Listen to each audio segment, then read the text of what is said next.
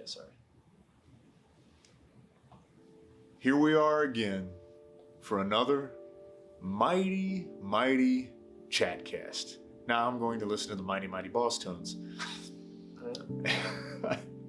Kyle, I'm a little bit tired, but we're making it on a Monday, and I'm sure you are too. You've worked all day. Also, I'm a little sunburned. I feel like that just makes you want to take a nap, you know? Yeah, me too. I spent a decent amount of time outside yesterday. It was Father's Day, and I decided to paint my deck and lift weights in the hot garage with death metal on because the heat makes me cranky. So I had a good Father's Day, actually. I didn't mind that. I know it sounds like I was filled with chores, but sometimes when I want to get something taken care of, I'd rather get something taken care of. Yeah. Saturday was kind of my day off, to be frank, because it was just, I didn't do nothing. When I say I did nothing on Saturday, I mean I hadn't had a day with, normally when I tell you I do nothing, I'll at least have worked out or gone to the store or done some like banking in the morning or taking care of something adult or nothing. I didn't take a shower. I didn't go anywhere. That's a good day. Oh man, I didn't, but whatever. I made up for it on Sunday. So we're back at it. We've been talking about, be careful who you teach, who you let teach you, and who you teach. Also, we talked about how to identify, I said the same thing twice. So be careful who you let teach you and identifying your teachers and their intentions.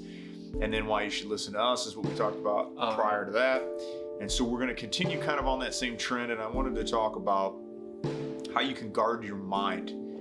And so this is something that requires wisdom. Something that I've noticed recently is that a misconception with wisdom is that people think you either have it or you don't.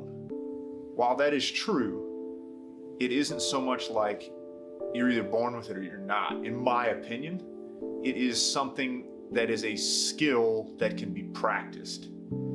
And how you practice that skill heavily requires you losing your ego. And so people are chasing wisdom, and really what I notice they do a lot of times is they gather a lot of book smarts. They're just trying to be like know-it-alls almost. Right, and that's not wisdom. No, wisdom is how does that actually apply to your life? How does that work for your life? How does that actually fit? And how do you make the rubber meet the road? That's a big, big deal in my world. I said it all the time when we were teaching Sunday school class. We're going to take these abstract principles and we're going to try to make the rubber meet the road. And so to me, that's what wisdom is. But the wiser I become, the more I've noticed I've had to let myself go and empty myself. And that's part of this process on how to guard your mind. It requires wisdom, and what that requires is your ego has to disappear out of this equation. And this wanting to protect yourself, oddly, you're like thinking guard your mind, but then I'm going to tell you also this desire to want to protect yourself also has to be removed. It's kind of like in my mind, it's kind of like a weird catch-22, almost like two contradictory things existing at the same time. It's like, well, wait a minute. It sounds like removing the self-preservation aspect is going to defeat the purpose of guarding your mind. But actually what that does, from my point of view, is that garners more wisdom, which means that you are going to better protect your mind and what influences your thinking. So to remove myself from speaking very abstract and general and kind of in an academic way on this, I'm going to try to make it more plain English right now. So what do I mean by getting rid of your ego in this equation? After you've analyzed your teachers, you're going to be tempted and you're going to come to a spot where it's like, well, I really want to hold on to these people, and you're going to find yourself battling with wanting to hold on to certain truths or certain things just because it's comfortable, or you've built so much on that foundation, or it's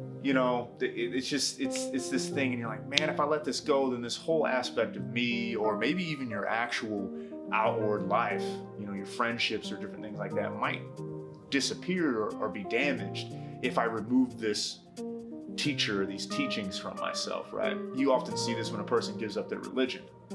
They've got to give up all of their religious friends is usually the next thing that they're thinking about. And why a lot of people are kind of just mindlessly chugging through church. You know, they don't want to lose those friendships, and they don't want to tear down those foundations of their pillars. But my humble opinion, you kind of have to, and that's part of the process of properly guarding your mind, is through that constant evaluation of that, and building up your wisdom so that you can make sure that you're getting at what's true and what's healthy for you. And oftentimes what that means is, it's like when I was talking to my wife recently about the effects of sin, and to be a good judge and to be a person that has to deal with, you know, the effects of sin, decay, entropy, wrongdoing, injustice, whatever word you want to use to describe when a human is doing something terrible to a group or another human.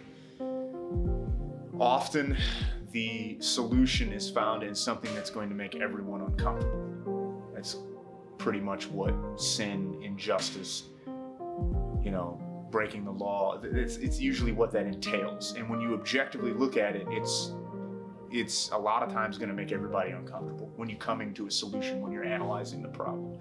And that's kind of what I feel like is that if you aren't uncomfortable in this process of guarding your mind and shifting things around and checking who you are, if you're constantly comforted in the process, as cliche as it sounds, I think you're doing something wrong.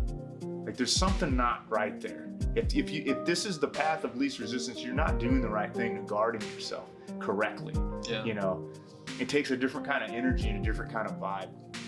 And so the final thing I'll say before I pass it to you is like, so what do you do then? How do you know what to let in and what to let out?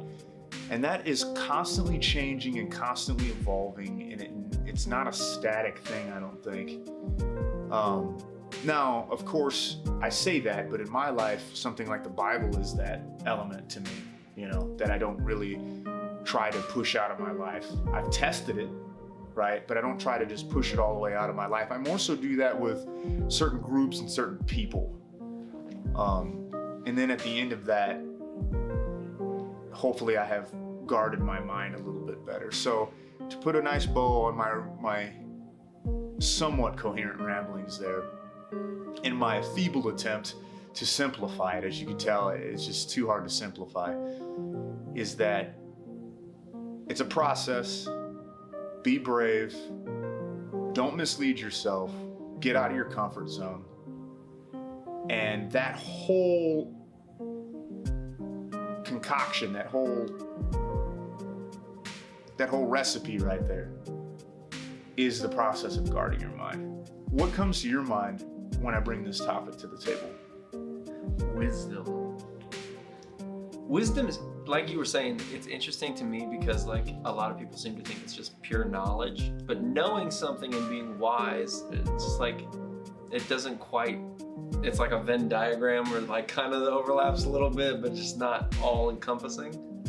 Yeah.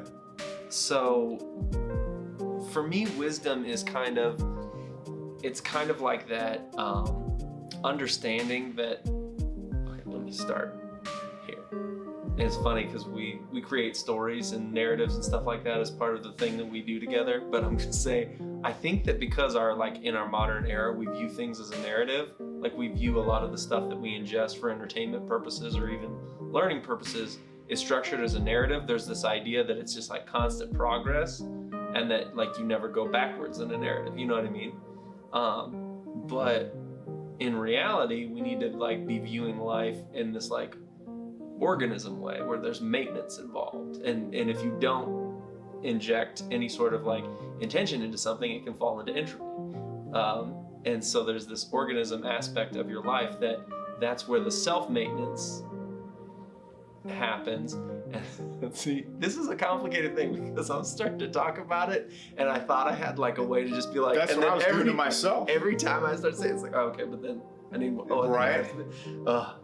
But anyway, we'll revisit this later because as you can tell, this one was a little rough. I was doing the same thing to myself, so don't beat yourself up about it. It's like you have to understand that first, is that there's wisdom, and a wise person is someone that understands life as something that's like an organism rather than a linear narrative. And so when I see the wise person, it's someone that understands that, but they also have like this anchor. So they can move about in whatever direction with, you know, like a boat that's anchored can move with the waves a little bit, but it's never going to stray far enough away from where it needs to be. It might be a little bit further north, a little bit further south than what it, you know, it moves a little bit, but it's always anchored. That's the wise person, you know, is that guy or that girl, that older person, or even that younger person that they understand like the ebb and flow of life. They understand the organism of their self, but they're able to stay anchored enough that whenever they stray too far to the right or the left or something like that, they always know how to bring it back.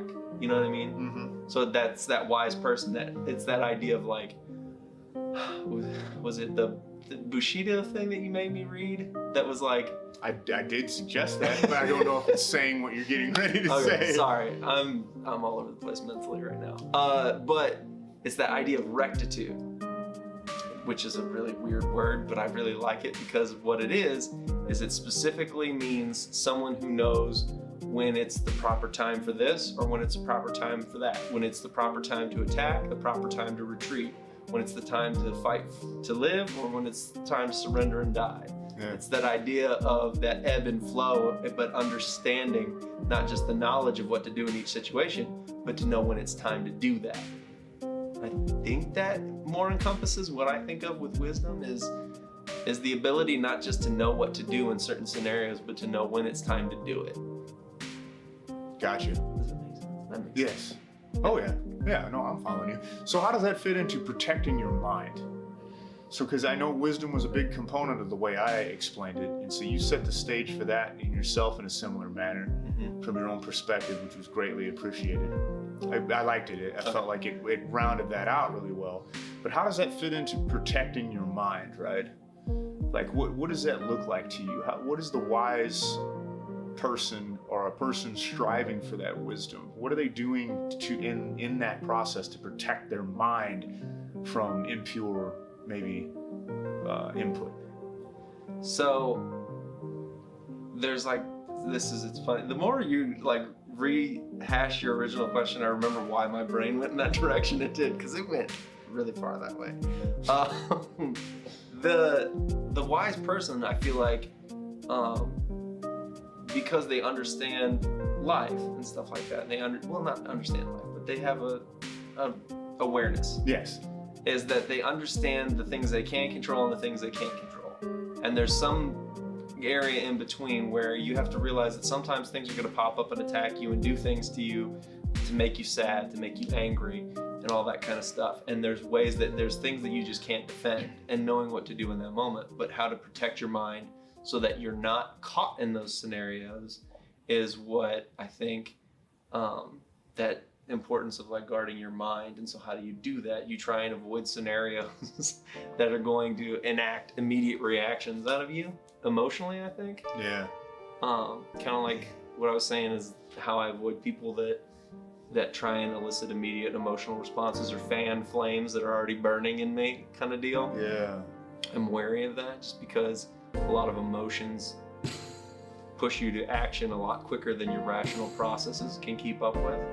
And so I think guarding your mind is kind of more or less making sure that you're thinking as fast as you're feeling, if that makes sense. Yeah. Yeah, I could see that.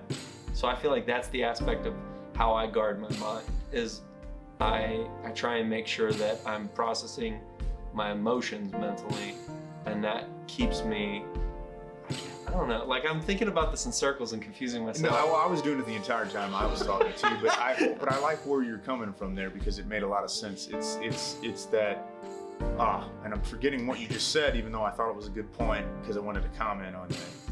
And that was that you said you were thinking as fast as you were feeling, which means that you keep that part of yourself engaged as much as you can.